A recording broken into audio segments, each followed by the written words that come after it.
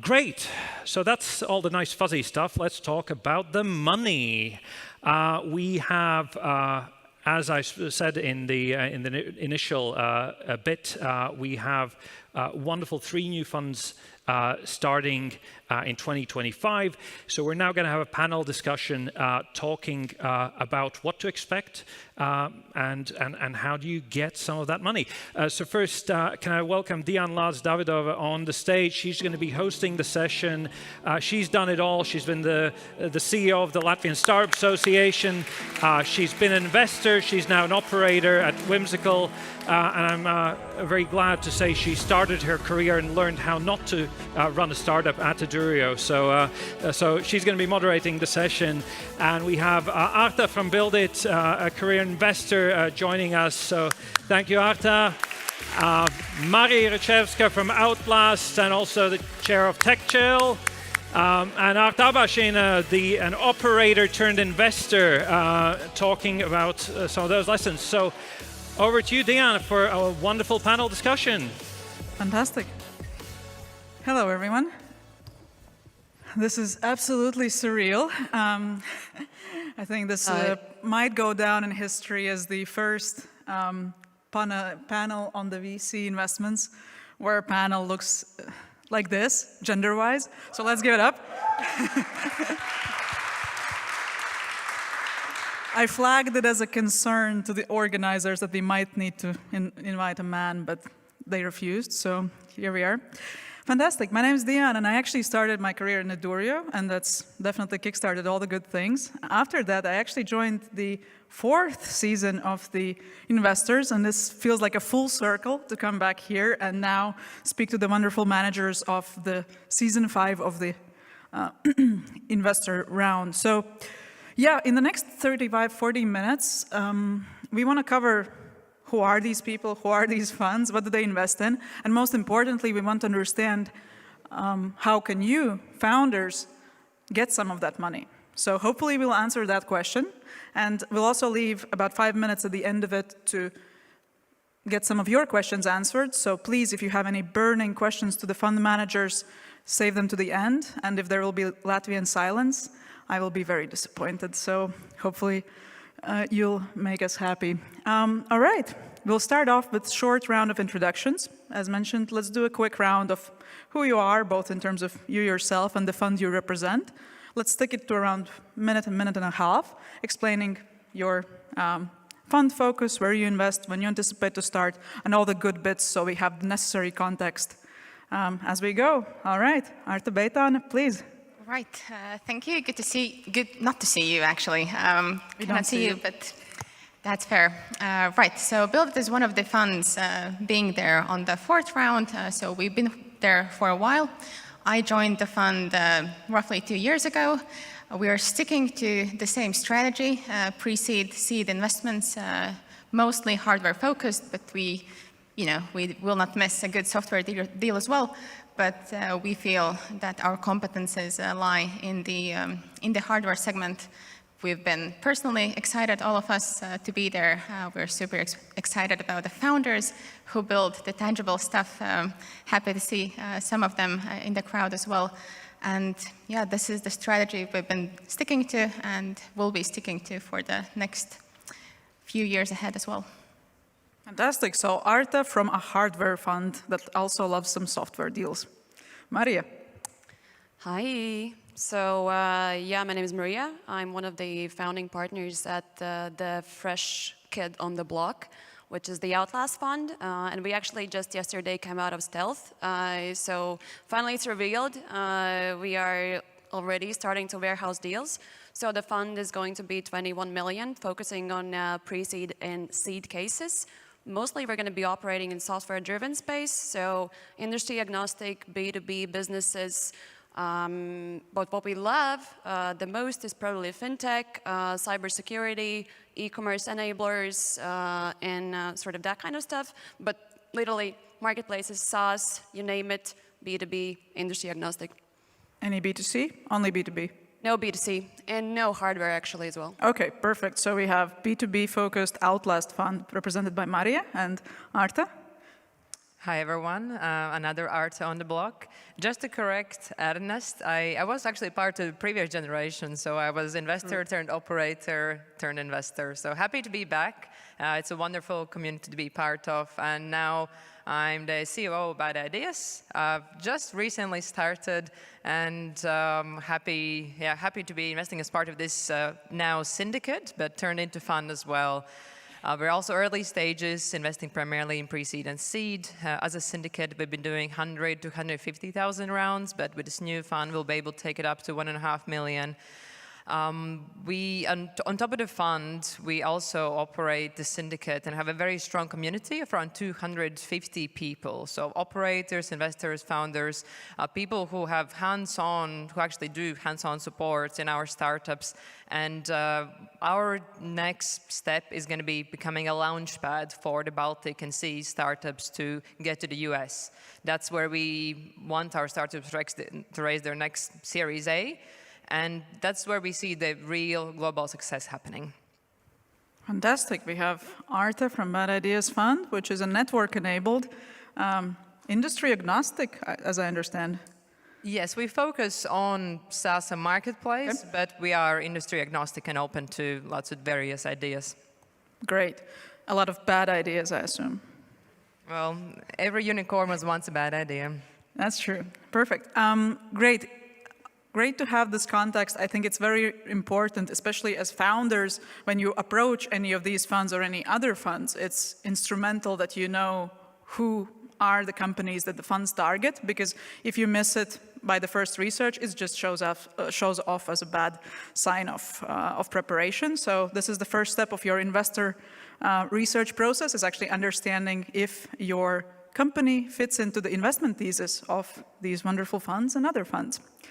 Perfect. Having that established, I think let's move forward down into the weeds and understand what exactly are the startups that you're looking for. What characterizes the deals that you either have supported in the past or look forward supporting in the future? Maybe let's start with people who are not scarred by the industry, with Marija, who still has some hope for the future. Well, you know me, I always have hope. I think that's the kind of like one metric for myself, have hope. I've been around in the startup ecosystem for about, 10 years? So that means that I have some sort of conviction, probably just delusional optimism at the end of the day, but I think this is what keeps this ecosystem going in the first place. So regarding the founders, you know our team, like who's behind Outlast. We are 3 Latvians and 1 Swedish partner. So part of our team is based in Stockholm. Part of our team is here in Riga. And we're going to be focusing mostly in the pre-seed cases on the Baltic startups, with a particular focus on Latvia, of course. And from our kind of thesis point of view, we want to invest as much as capital as possible within pre-seed cases here. Locally. However, we are also very actively scouting for teams and looking for founders in Lithuania and Estonia as well. Although Estonia have been a bit dry, I think, recently, so they're looking for some kind of liquidation event probably. But yes, so for us, the focus Latvian, Lithuanian, Estonian founders. And when it comes to characteristics, I would say that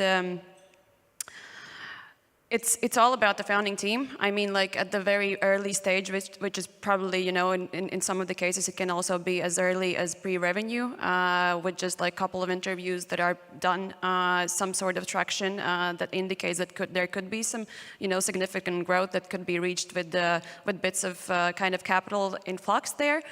So I would say that we are looking for mainly the team DNA, and this is probably nothing anyone here hasn't heard before. So it's a combination between the founders, a business-oriented one with, well, in ideal case, some sort of industry experience that has, you know, generated this idea and found this problem in the first place. And the other one is the product and the tech founder. So this is kind of the winning scope that we are looking at, but like at the end of the day, what really matters is to show the drive, show why this problem is the problem that's going to be tackled in this very moment, and why we shouldn't miss out on the opportunity from the market perspective. Thank you, Marija. Arta, the further down. So the original question was, what are we looking for? Yep. We've been investing for the last 2 years. We've made around 26 investments, so we generally have a conviction of what we look for and kind of established framework, what we evaluate our startups on, and that's, give or take, is going to stay the same for the upcoming fund as well. There's obviously the obvious metrics from the technology, what is it that they're building, what are the current sales, what's the actual product. So ideally there is an MVP, so something that's working, we can actually validate its truth, but I just can only agree with what Marija says. A lot of it goes down to the team and the founders. What's the reason behind this? Why are you doing it? How much passion do you have? How much drive? We very much value speed at what you want to move. If you have, it's okay to not have very high not prospects. It's okay to want to have a small company and not become a unicorn, but maybe Bad Ideas is not the right fund for you. We look for people who want to become big. You want to change the world, and that's always what every founder wants and every startup investor wants, but we want to see the spark in your eyes. So that's the primary thing. And when it comes to the actual technicalities, we used to be MVP only, but now we want to expand our network a bit wider. So if you are starting off, we're happy to have a talk already, and as long as you're passionate and have the team behind it and to really believe that you can bring the value, we are here to have a chat. Excellent. And what about the hardware space? I was wondering what could I add. Obviously, that is the ideal profile, but probably maybe then to give some specific points on top of that, it is this obsession with the problem that the founder or the team is targeting and to solve, but a definite green flag is also as good as it gets, market understanding and business financial literacy. In the hardware sector, it's so often that terms like working capital do not mean a thing, or something that super early become a huge pain in the bottoms. So I guess someone who is, still slightly delusional, but has not romanticized this startup journey. It's not all fun, and the revenue and profit does not come 6 months down the road. Usually, it takes a lot of patience. But yeah, always for the great teams. Anything to add? Looked like you had anything to add, Nat. No, it's just like what I've noticed lately also, just working with founders and talking with them, I think what has changed within a year or so within Latvian scene as well is that I start to feel this ambition. I'm not sure if it's powered by the incoming capital or just startup house and the community that's kind of being brought yet again together, but I think that's a good sign, and I just wanted to add that as long as ambitious people are together with other ambitious people, this is how we kind of kickstart these things, and I think we're on the right track in terms of that. So we have to see more ambitious people joining forces together and kind of really giving that energy to each other. Yeah, that's for sure. And I think this year has been instrumental in growing the ecosystem. We have so many building blocks in place, and I think the catalyst, early stage financing is the cornerstone of any ecosystem. So having that next year, this honestly sounds like the best year to be a founder. So if you want to start building companies, you have all the tooling and you have all the resources to do so. So hopefully we'll see a lot of great things happening. I want to get a little bit more technical maybe and just have a little bit of a clarification round in terms of what are the tickets that you're going to do. So you will invest in pre-seed and early stage deals. These days, early stage can be anything from 100K to $1 million. So let's kind of clarify how much do you invest in pre-seed? How much do you invest in seed? How many deals do you intend to make in total? So let's start with Arta, with you. Right. We intend to back roughly 30 companies, some of them, one round, some of them with follow-ons, but then roughly build a portfolio of 30. Pre-seed tickets, we always strive to take part in rounds which, take the team to the next milestone, or which, makes sense, and then it depends. And even the definition then depends, right? Is it pre-seed, seed, or how does the team defines it? But from 200K and then up to 1.7 combined funds per team. Okay, perfect. Marija? Yeah, so our strategy kind of goes down to us doing most of the first initial investments within the pre-seed cases. So in total, it's going to be 28 investments that we're going to do. Some of them also initial seed cases. However, so we're going to do pre-seeds up to 250K. We aim to lead in those rounds and have co-investors join in, either angels or other VC funds from the region and beyond. And then in some of those cases, we would double down and on a certain kind of specific one investment object, either we have done or we haven't done a pre-seed yet, we aim to go up to 1.5 million as a follow-on. But those follow-ons could be, varying based on the metrics that we have from the startups, probably somewhat between 600K to 1.5-ish, something like that. So we are going to be heavily deploying in the next 3 years, especially in the pre-seed cases. So 8 new investments next year, 10 ones the coming year. So this really is the timeline to start building.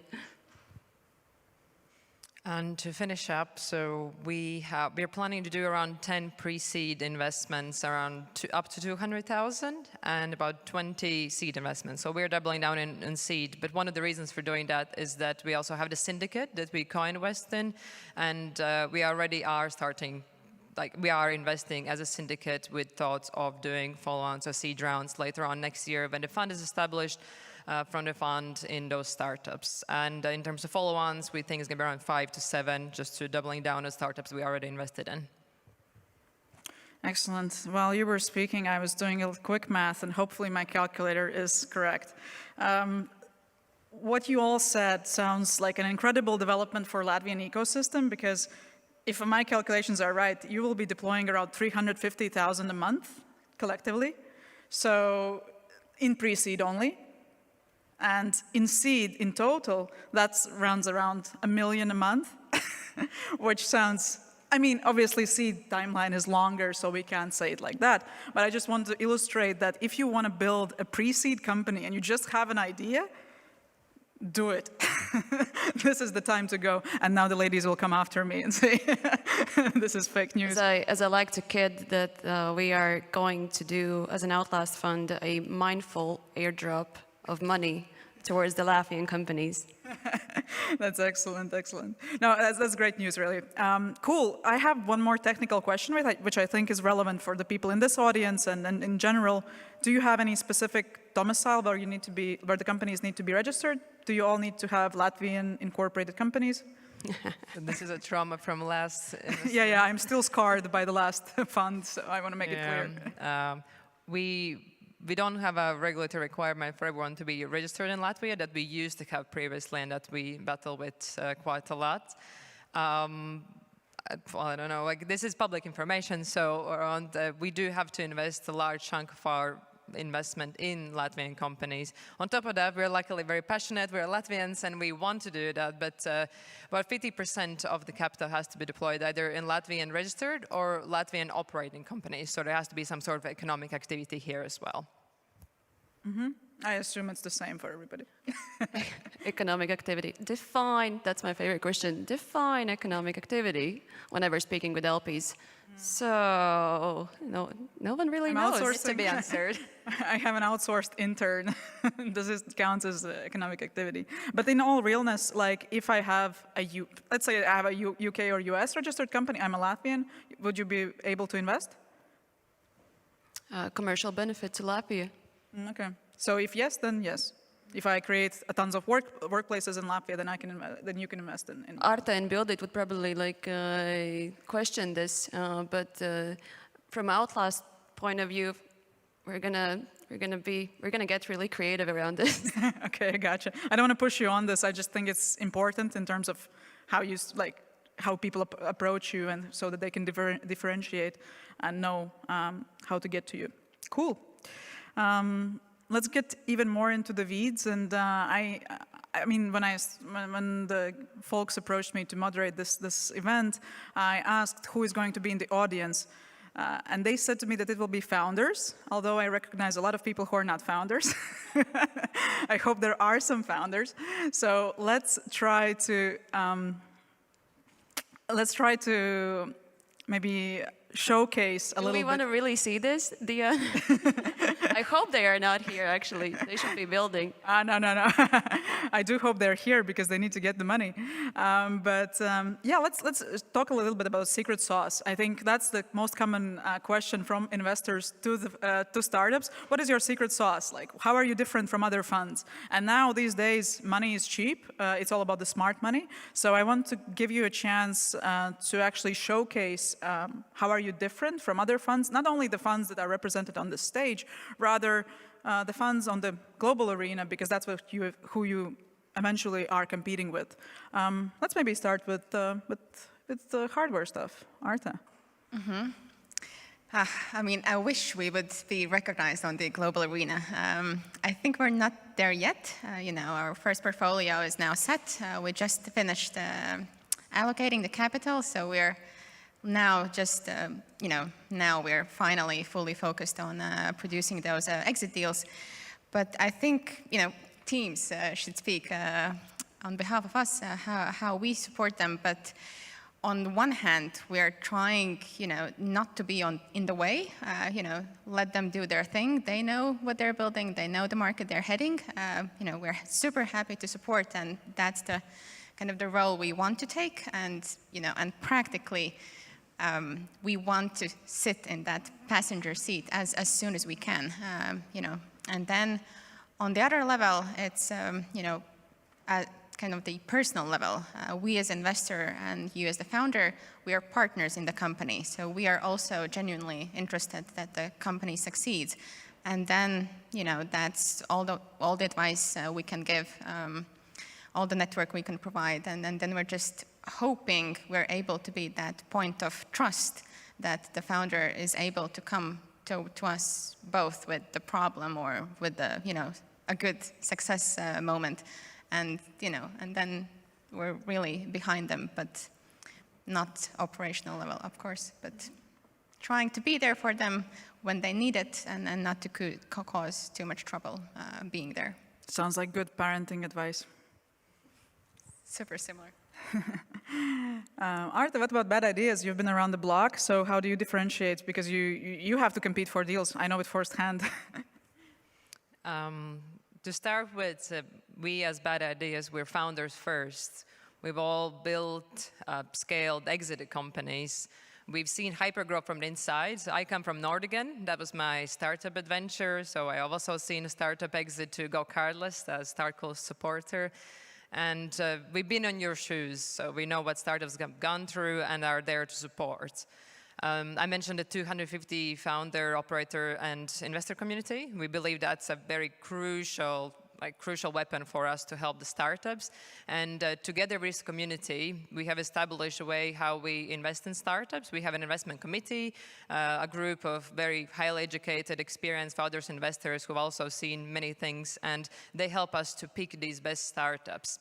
50% of this IC committee is located in States, and that is what we've aimed, as I mentioned already, but that's what we aim for our startups. We try to position them to raise the Series A there, and we believe that's something fairly new in this Latvian or Baltic even ecosystem, so have this launchpad to the States. And last but not least, so we've been around the block, we've seen some of the things, and we really have quite a playbook to work with. We have startups such as Salesforge, who went through our fundraising school, or like pre-accelerator, if you may. They started off very early stages. Now they are at 250,000 MRR, and that's what they're doing. They're going to States and raising their Series A there. So we really aim to be we're not just investors, we aim to be the partners we wish we had when we were in your shoes. Thank you. Marija. Yeah, so as mentioned, we're going to be heavily focusing on the pre-seed part. So for us, the most kind of operationally active kind of state within the life cycle of startups is going to be how to get from pre-seed to seed. And this is the part where we're going to be then operating the most. And based on our team's experience, who are also ex-founders and operators, we'll be kind of like doing sort of like an interim advisory board that is consisting of our LPs, who are founders and operators, and we're going to be matching them based on the needs assessments for particular companies to understand what from the kind of, most essential parts of the business or the product should we be working on, and they're going to be matching with those mentors and advisors for a 8-month-long programs to really work on some of the key goals for us to be able then to bring this company from pre-seed to seed. What we mean by bringing to seed is to really get up those metrics, get those paying customers rolling in, or at least some other kind of traction point of view, to be able to pack it up real nice, give to another seed investor who would then lead the deal and we would follow on.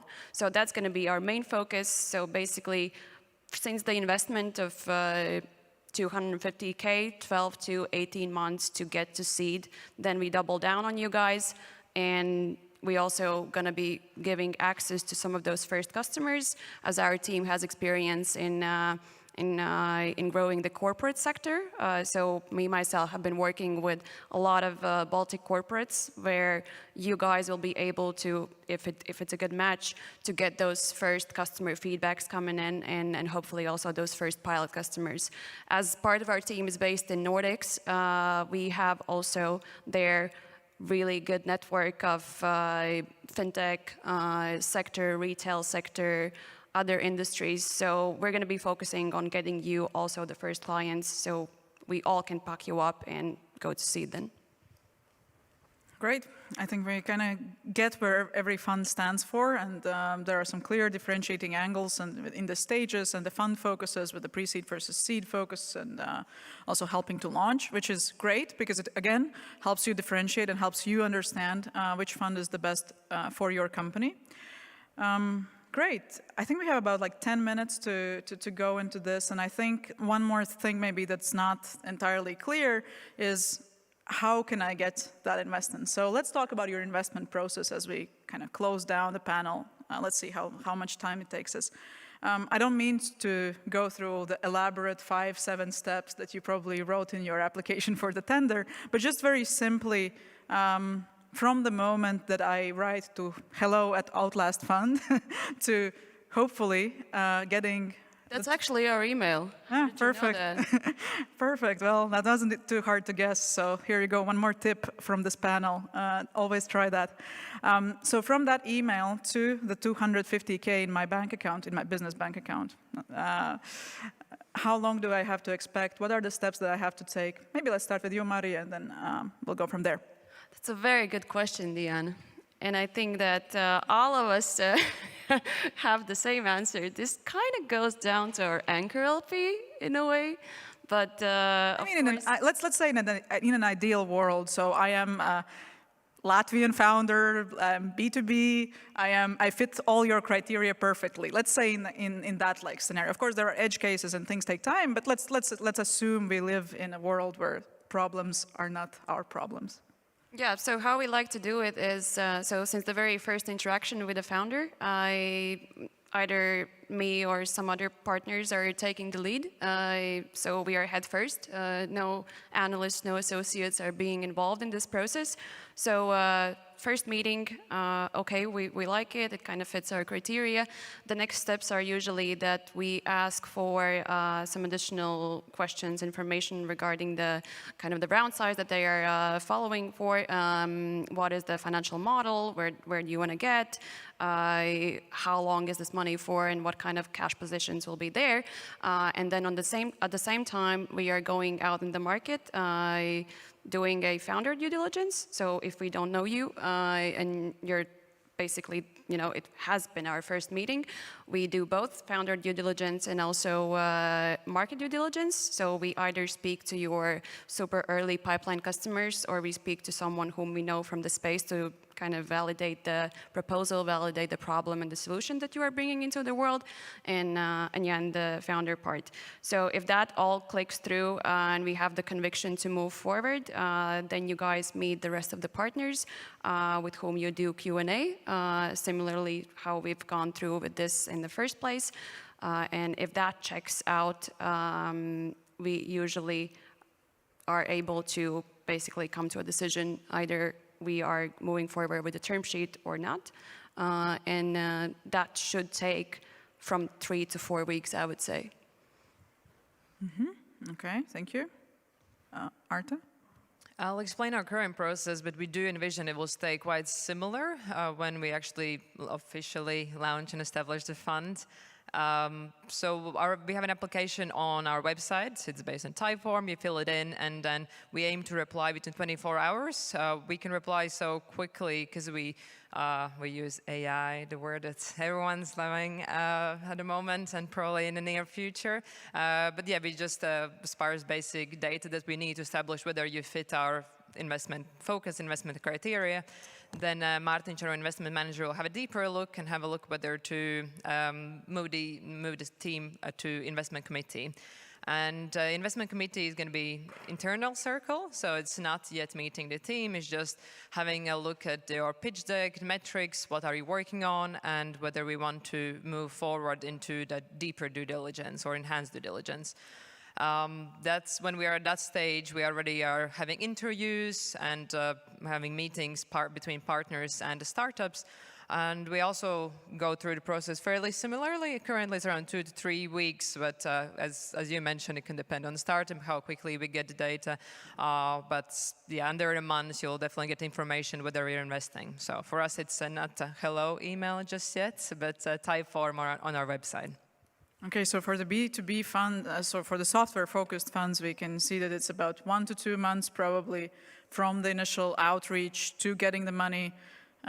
Imagine that. You can have a company and you can have money in your bank account in less than 2 months. It's almost too good to be true. What about hardware? I was about to say that then we are obviously the slow ones. Especially if we're meeting the team, first time we're seeing them, first time we're meeting them, seeing how we build the portfolio, it's 6 months usually the earliest we actually transferred the money after. It takes a while to get to know the team, to see how they progress, even in the period when we're talking. On our end, we're building this investment memo, we're talking with the team, filling all the gaps, working on their plan as well, because, for them also, if they have not raised before, you have to go through how they think where they will be spending the money, how will they be using it, also to make sure that it's put to a good use. And then we're also quite often working with first-time founders, and we'll think this will be the case also in the next fund, understanding the agreement and the terms. We have learned the hard way that we need to give teams time and really check through if they understand what they're signing.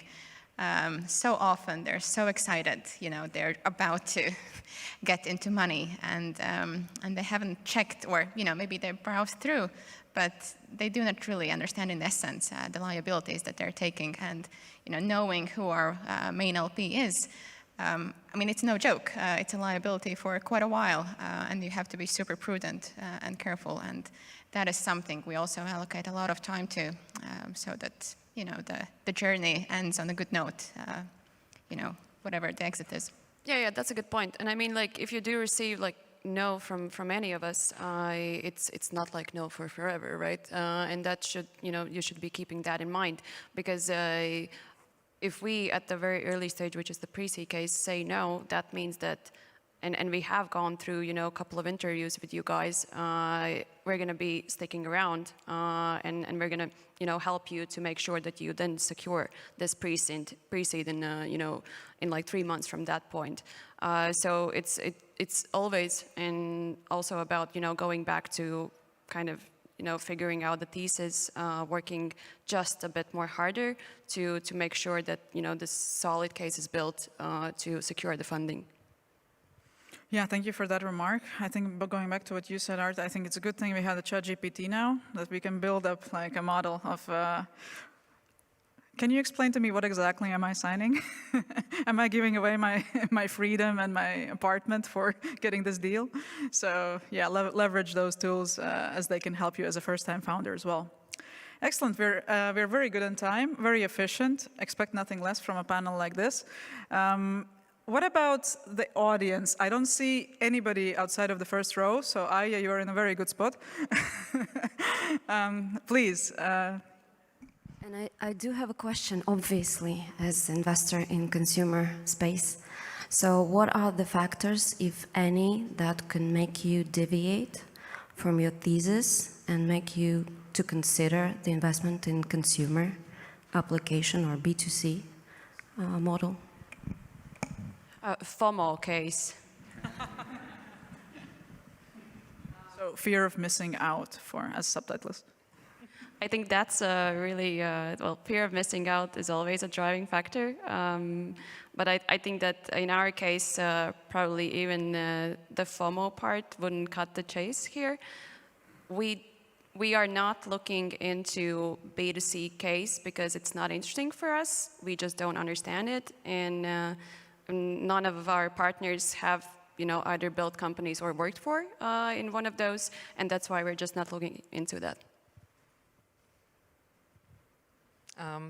As I mentioned already that we do invest in B2C. Our focus is B2B because that's generally where we are more comfortable in, but we already have B2C companies in our portfolio, and we'll extend our thesis to those ones as well.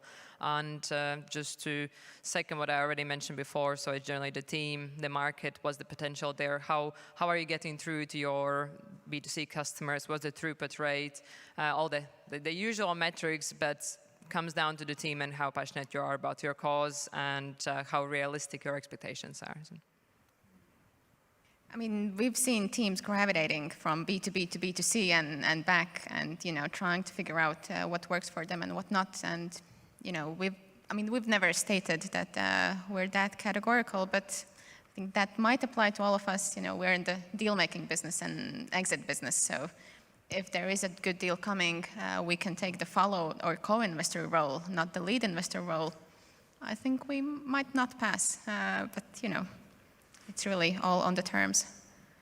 I think for fundraising, the best metaphor I've used is fundraising is like a train leaving the station. So you need to create that FOMO, that fear of missing out, that there's something really good that is here for a short amount of time, that is your company, that's taking off, that there's this rocket and you want to get a front seat into that. And I think you can pitch anything, and if you have that, then probably all of these ladies will deviate from the thesis if there's enough of momentum around that.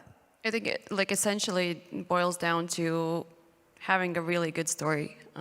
If you can crack that, if you can nail a really good story tell, why this company, why this market, now, anything is possible. And there are a couple of deals that are being currently made solely based on a really good story tell. And we're going to hear of them pretty soon. Awesome. Great. We had one more question from the audience. We are short on time, so this will be the last question. Hi, I'm Richard. Thanks a lot for your insights. My question is, how do you approach valuations at pre-seed stage? Do you have any guidelines, principles that we should be aware of? Thank you. Who wants to start? Yeah, I think the capital is not getting cheaper. Also, where we live in, primarily Baltics I'm talking about. So in pre-seed, from the fund kind of mathematical point of view, it makes sense for us to get into your companies for as cheap as possible, of course. and then it comes down to us negotiating that valuation. But I would say that for pre-seed cases, the median kind of valuation at this point is something between 1.5 to 4 million.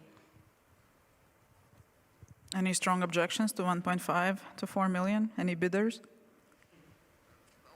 I think we never established a kind of a benchmark value, but in most cases, at the pre-seed stage in particular, we would go forward with a convertible loan format, which then kind of postpones the question of valuation, just because at that super early stage, what is fair?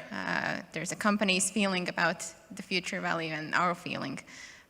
So yeah, at this, we are trying to postpone if we cannot kind of put it fairly.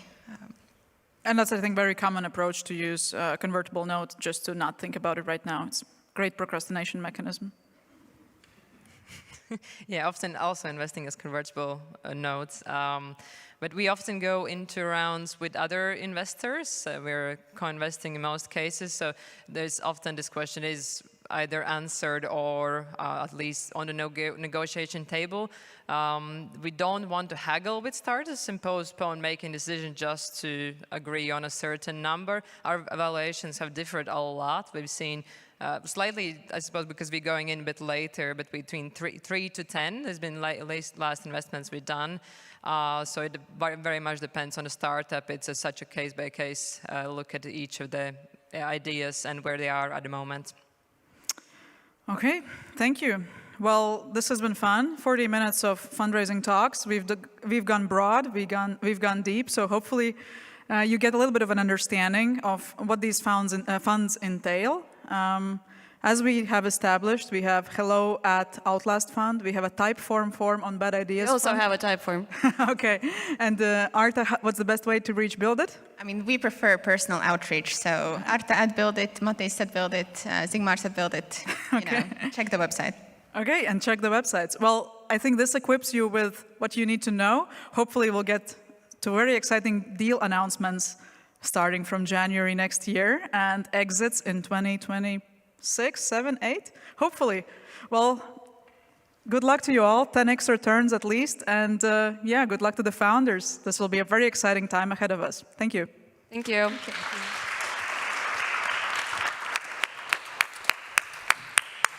Thank you to Diana, to Mari, to Arta A and Arta B.